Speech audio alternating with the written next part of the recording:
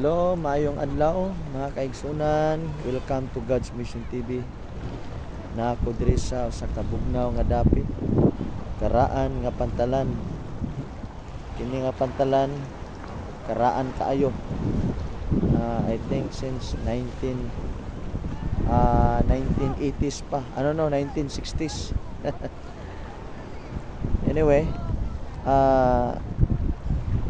gusto ko nga makigsulti nimo karon.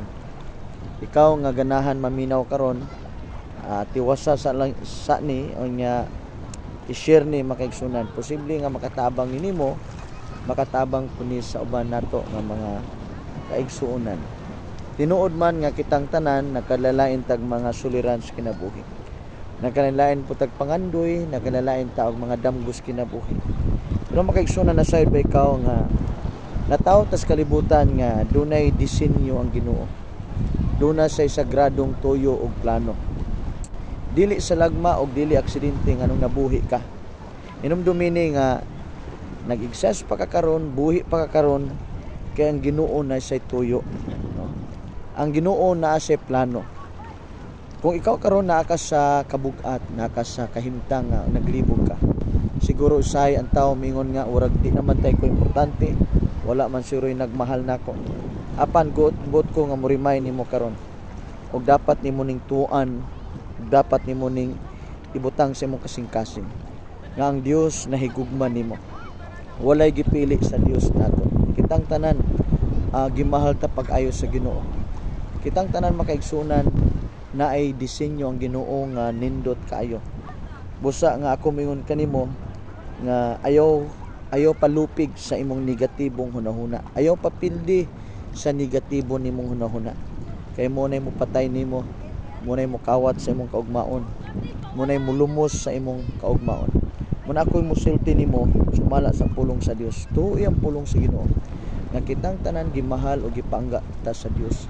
Og naa say katuyuan, og naa say plano. Ang gusto lang sa Dios gikan nato sa tao nga kita mo salig niya.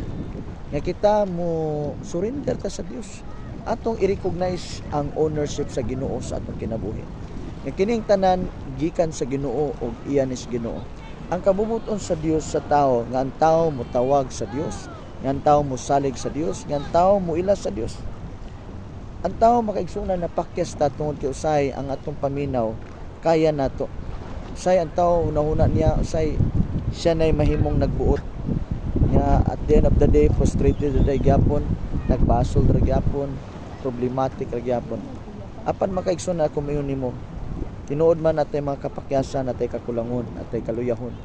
Pero importante sa tao nga sa matag adlaw nga tanan ibutang nimo sa Dios imong kumpiyansa. Matag adlaw nga tanan imong ilhon ang Ginoo nga siya'y naay plano nga nindot nato. Atong saligan ang Ginoo nga siya'y muhanay sa atong kinabuhi, siyang mohatag kaalam, siya mo arrange sa atong kaugmaon. Musalig ta sa Dios. Ato sang saligan nga siya mamuhat sa nato, tagaan ta niya wisdom, tagaan niya kaalam, aron nga matag desisyon nato sakto. Aron nga matag tikang sa atong tiil ubanan ta niya. Og masatisfy tas kinabuhi tungod kay kauban nato siya.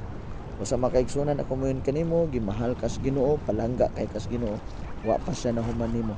Tawag sa Dios, saligi ang Dios. Ang Bible nagsulti, bulahan sila nga nagtawag sa ngalan sa Ginoo. So salamat sa pagpaminaw, salamat sa pag-share sa atong video. God bless you ug maayong adlaw. Bye-bye.